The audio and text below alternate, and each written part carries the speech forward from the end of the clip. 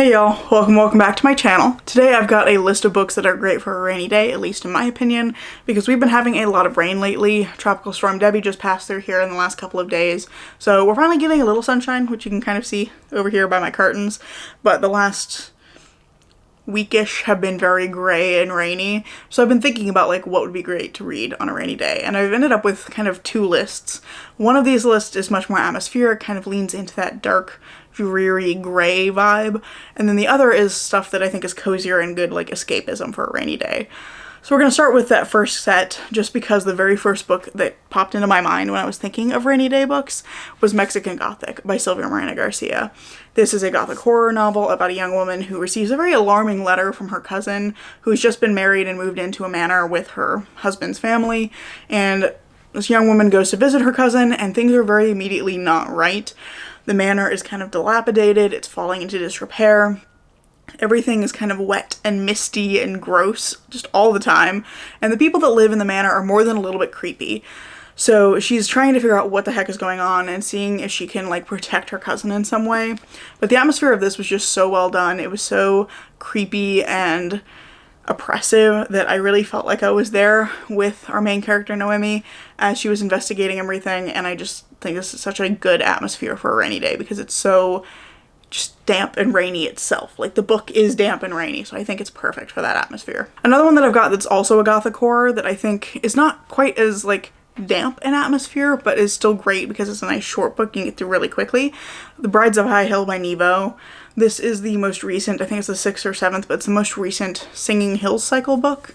And this one is following our protagonist Chi, who is a cleric, as they are traveling to this estate where a young woman they've met on the road is about to get married. She's just found out she's being like engaged and married off to this guy and has asked Chi to travel with her to go meet him.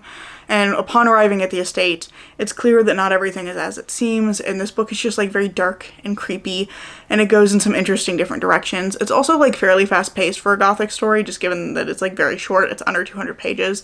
I think it's like 130 to 160-ish pages, so it is a very short book.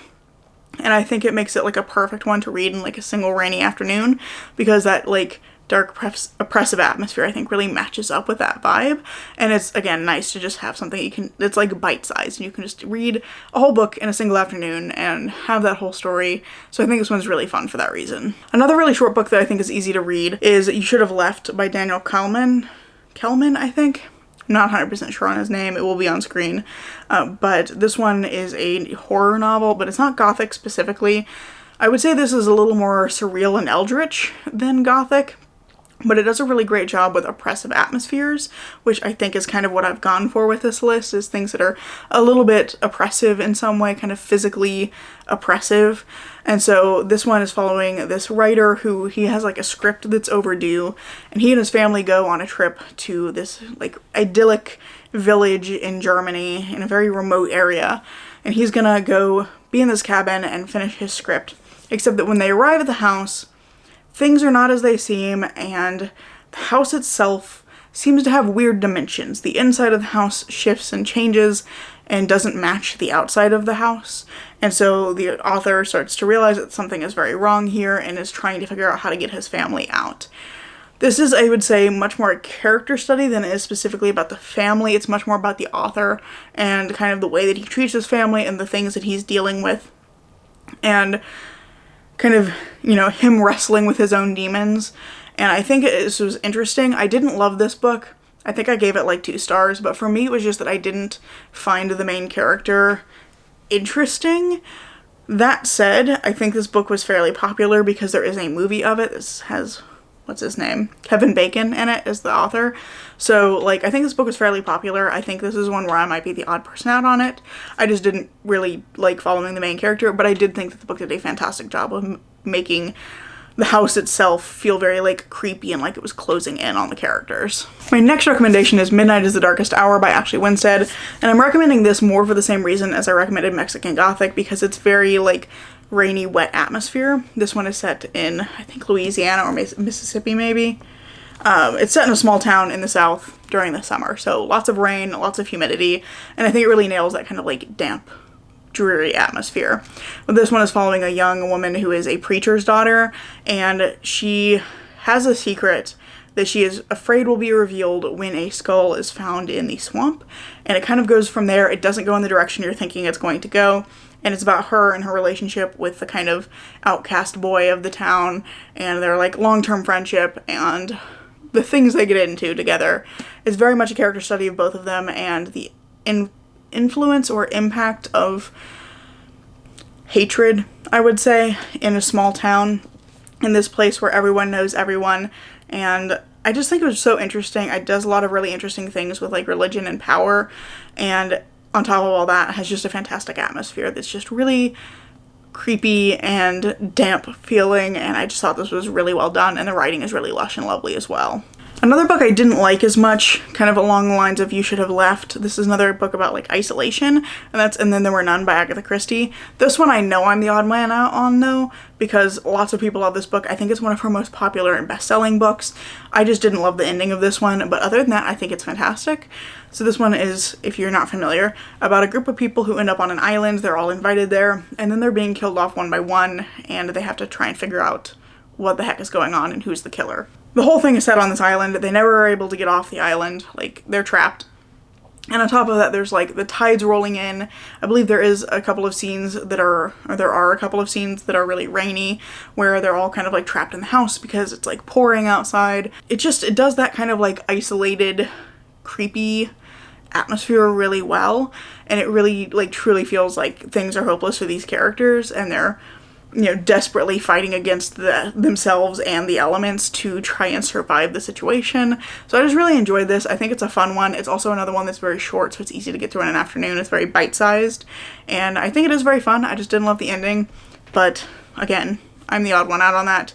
So I think this one is definitely worth picking up if you haven't already. My penultimate recommendation for this category is The Yellow Wallpaper by Charlotte Perkins Gilman. This is another one that really plays with like isolation.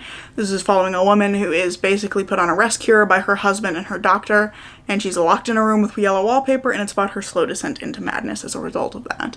I think this just does isolation and desperation so well, and again, it's one that's very short. It's something you can easily read in an afternoon, and I think it's just like perfect if you want something that's like kind of creepy to go with a gross rainy day. Very last book here is The Monster of Ellenhaven by an author whose name I can't remember. It'll be on screen. I genuinely don't remember her name because this was another one that I didn't love. I actually had several here that were books that I didn't actually like myself, but this one I think is another one that really nails that atmosphere. This is very damp, like Mexican Gothic, and like Midnight is the Darkest Hour.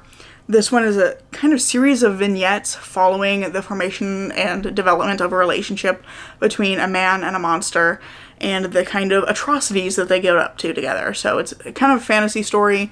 I would say it's kind of industrialization era fantasy. We have trains, we have industrialized production, but we don't have like modern science or technology. And there's this kind of blend of magic and science throughout the story. But yeah, it's following these two people as they are getting to know each other and committing crimes together and just being kind of generally awful. But all of this is happening on this kind of rainy coastal town where there's lots of like sea mist and bad weather, and I think it just like really leans into that kind of rainy day vibe. However, we are now moving away from the kind of atmospheric, darker side of my list and moving into the books that I think are cozy and a nice bit of escapism on a rainy day.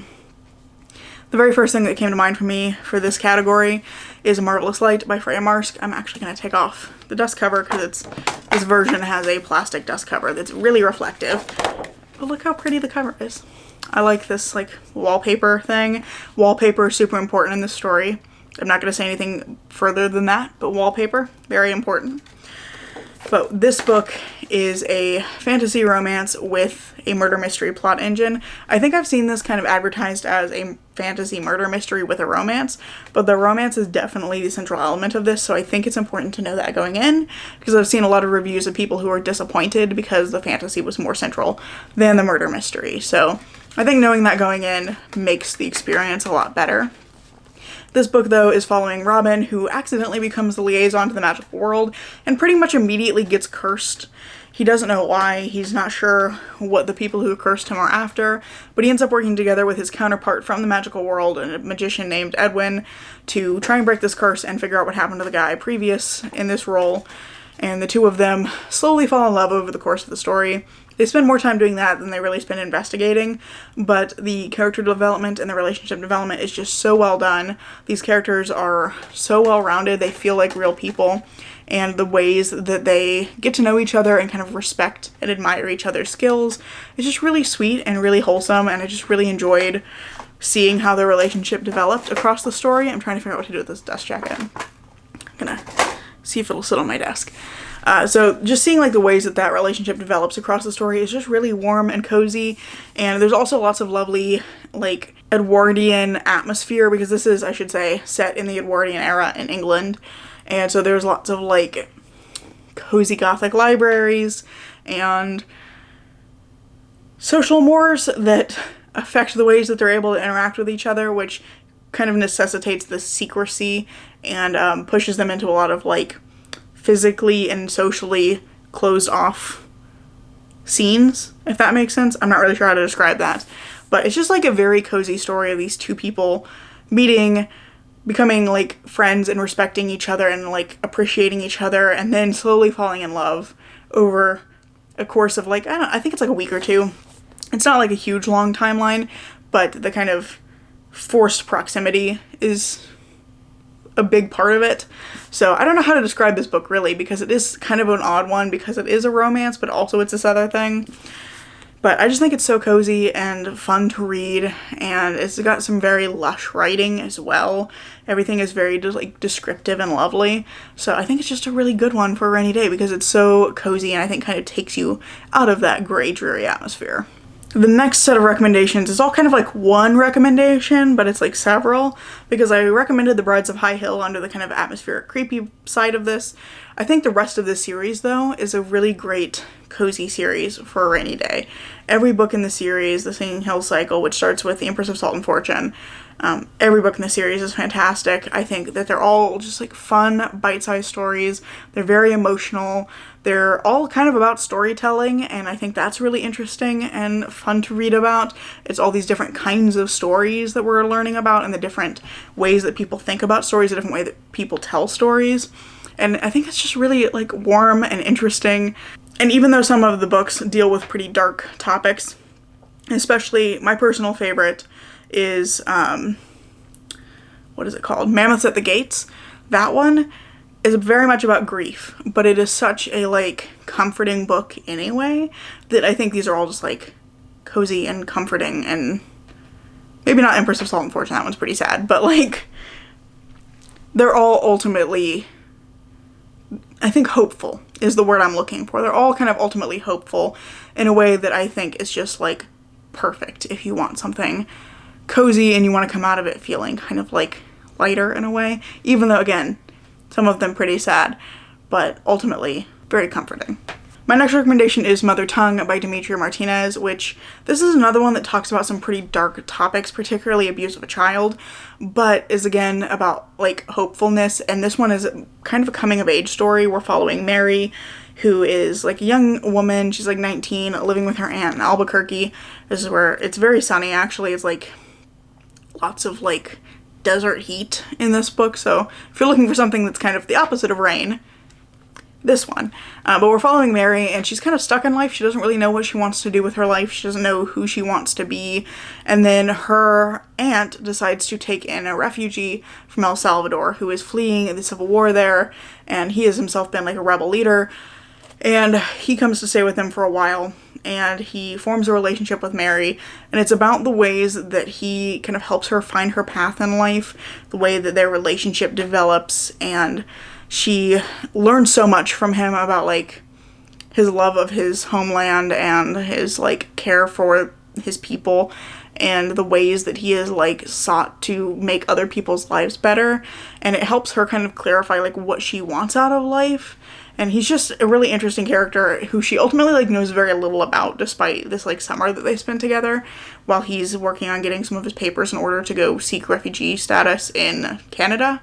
And it's just about like that development and the way that Mary is changed as a result of this like chance relationship in her life. And I think it's just like a cozy book because it is so much introspection about Mary. And like I said, there are some dark moments in here, so like very much be aware of that going in.